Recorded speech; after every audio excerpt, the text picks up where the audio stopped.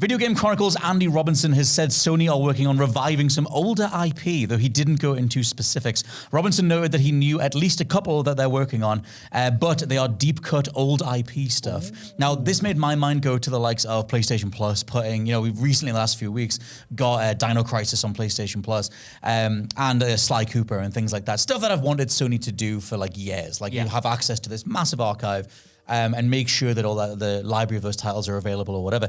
But with Robinson mentioning this, the general conversation is what else from their past could they pick up on? The new CFO, Hiroki Totoki, also said that they don't do that much with their wider IP. They want to do more with the wider IP. And I think Astrobot was a really good reminder of just how much they have, how many irons they have in the fire. Because obviously you rescue 360 bots or something when you add the DLC ones on. Yeah. There's a lot of them. And so the front runners between me and you that we put together, I do think, to mention Astrobot, it's worth looking at that game and think about which old IP did they front load. One of which being Loco Roco. There's a whole level dedicated to Loco Roco. Yeah. Alongside Horizon, God of War, Uncharted, they treat Loco Roco as another pillar of the history. And I get that that's because Team Asobi, the developers, are made up of Japan Studio. So it's a bit of a nod to that. But look, it'd be hilarious if one of these is Loco Roco. That would be kind of fun with all the weird motion controls. I guess you could do that. But also Ape Escape, another one of the themed levels that you do. Ape Escape hasn't had a game since 2010. I feel like those particular apes, I forget the name of that style, the art style that goes into those monkeys or apes, is incredibly iconic. A lot of people know the apes from Ape Escape if they didn't even play the original games. But like I said, the last game was in 2010. That was a PlayStation Move game. There was a PSP game in 2008. Before that, it was all the games on PS1 and PS2. So my pick is Ape Escape. For this. I love that game. I think there's so much you can do with all the gadgets. I think when you do the Ape Escape level in Astrobot, that's a perfect look into what a modern Ape Escape game would be and how well it would play. Three other ones that we had down, one being The Getaway. Of course. It's just because The Getaway is such a weird IP under Sony. One part of this, I wondered whether GTA 6 ends up reviving the open world sandbox genre, because we haven't had any entries in it apart from the Saints Row reboot, which was terrible. And I wonder if GTA 6 brings in other things like that. But also, when you talk about Getaway, The Getaway 3 was in production for a good long while, then it got cancelled.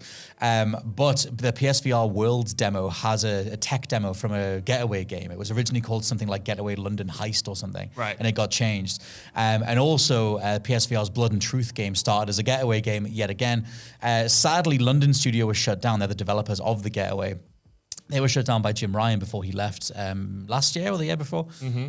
So the premier studio you would give that to isn't around anymore, but the IP has been bandied around for 20 years. Yeah. And I wonder whether or not you actually end up doing a GTA set in London before another GTA London. Maybe that's a worthwhile thing to bring back. I think it is. I mean, we've been saying this since I was a wee bear, Scott. Why isn't there more The Getaway stuff? Maybe, I don't know, maybe they could never get a proper thing off the ground. Like you mentioned, they had so many things in production at various different points that never got over the finish line. But I just feel like that is one of the IPs that they are sitting on that has so much potential that is left untapped. Like a lot of stuff we might talk about maybe ran its course, maybe lost the goodwill of fans, but The Getaway is one that felt like it never quite got started, right? Like no, got those experiences, but it felt like it always had more to offer. I always loved, I think these days it would be called photogrammetry, where you go in and take photos of everything, you stitch them all together and whatever. The original Getaway on PS2, for its time, looked photoreal. Yeah. Looked incredible. Like it really felt like you were piloting this, because the story's really fun. A lot of the gameplay in that is incredibly cheap. The checkpoints are terrible, whatever. There's a really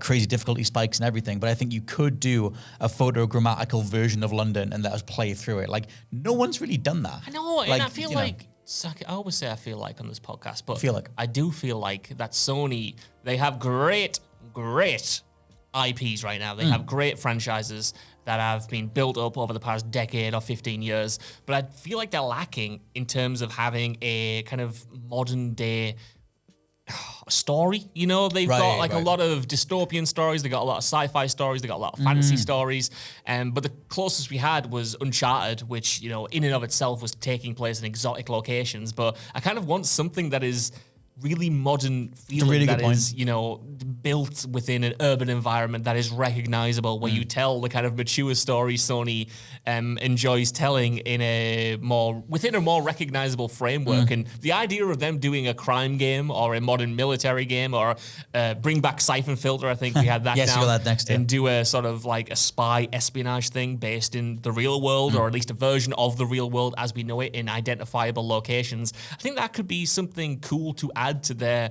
overall library of things that they have to offer. Also, yeah, you mentioned Siphon Filter, which I had down because Metal Gear Solid's coming back this year. We've got the remake of Metal Gear Solid 3. So again, that conversation of what was around at the time. Siphon Filter is available on PlayStation Plus, all three of them, I think, including the PSP one, which is really cool, Logan Shadow.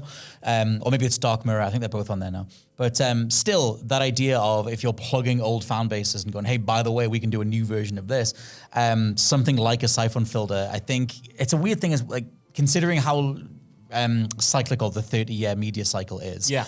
We're about to go into 90s overload. And so like you've kind of got Netflix doing a bit of that stuff. Well, late 90s, early 2000s. Yeah. There's that Y2K movie, which is abysmal, but there's an attempt to be like, remember when this was the thing?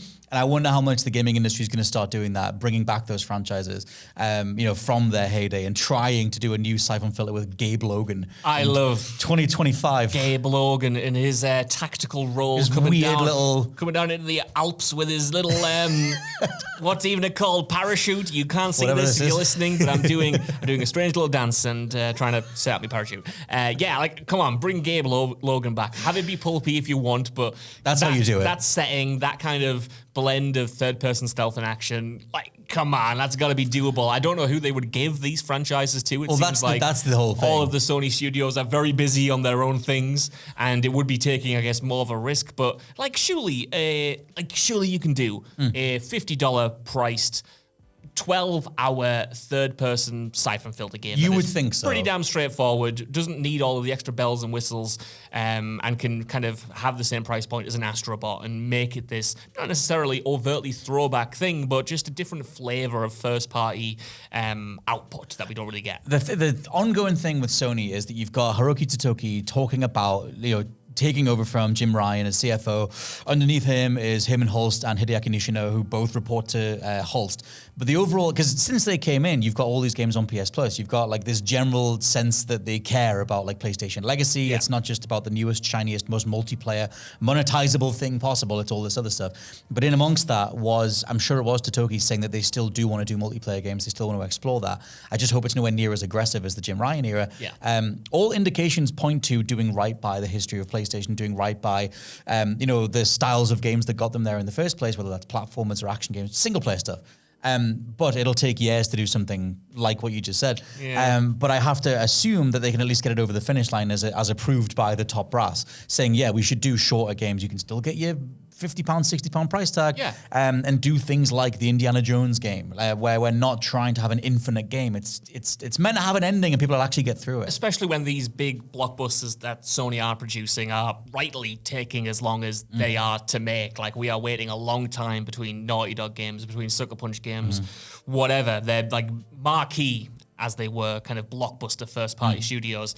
And that's probably only going to get longer the more we get further into this generation and beyond. Like, those games are already so much longer in terms of the dev time compared to the PS4 iterations, or especially the PS3 iterations. So I think Sony needs to be looking at how they can plug those gaps, how they can continue serving PlayStation fans and having these big releases and not having so many gap years that they have to rely on, which, they've done well with relying on second-party exclusives or teaming up with other people, but why not just get, like, you've got so much IP to play with. You've got, even without that, you've got surely developers wanting to take a risk on something a bit more experimental that doesn't have the same expectations as a Ghost of Tsushima sequel or whatever it is. This is a perfect segue because the other one that I had down was Vib Ribbon. There we go. Which used to be Sean Layden's favorite game. He's another ex-CEO who used to run PlayStation, a big Vib Ribbon fan. Vib Ribbon's whole thing was a rhythm game, but you could put a CD in the PS1. It would make levels based on any music that you put into it.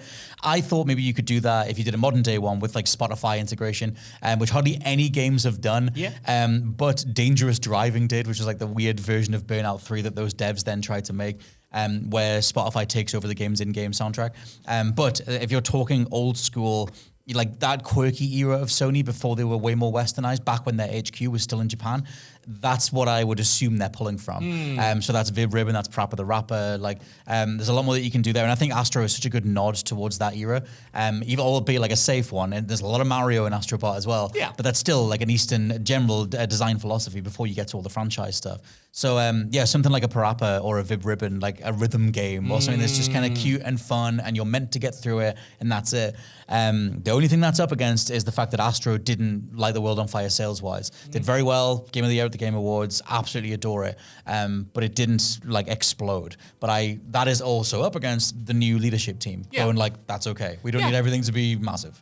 Exactly. We're not right. EA. As long as those expectations are set and are realistic, surely something like Astrobot, even if it's a modest commercial win, is still a win because You hope so. You'd hope it was budgeted a certain way, it was priced a certain way. That's going to be reflective in the amount of income they can get from it. It is, of course, a 3D platformer in an era where that's not really the in-fashion thing to produce. But even the fact that there was still an appetite and an audience for it makes you think that you can do other genres with that same scale and have them released alongside The Last of Us Part 3 or Intergalactic or whatever it is. I am going to throw one curveball at you, though. Please do. And this isn't a deep cut whatsoever. It's just a franchise I want to see come back, even though the developers do not exist anymore. Why can't we have more Drive Club? Drive Club was good when it was finally fixed. When it was finally fixed after like 2 years after launch. Drive Club, Still, they got there. I liked the weather effects in that game. I remember playing it back when it came out. They had that weird segmented release thing. Yeah. You got like that early version. I remember that thing. No? Well, it's they could not make Drive Club happen. There's no way. You got Gran Turismo anyway. Well, call me Fontaine's DC Scott Telford because he is the thing of their newest album, Romance. Drive Club is great. Hope we can all agree on that. And even if you don't, can Sony not have more than one racing franchise? Apparently Gran not. Turismo, obviously hugely popular. Again, one of their marquee franchises. But it takes so long for a Gran Turismo game to come out. And I know a lot of them are these living online things.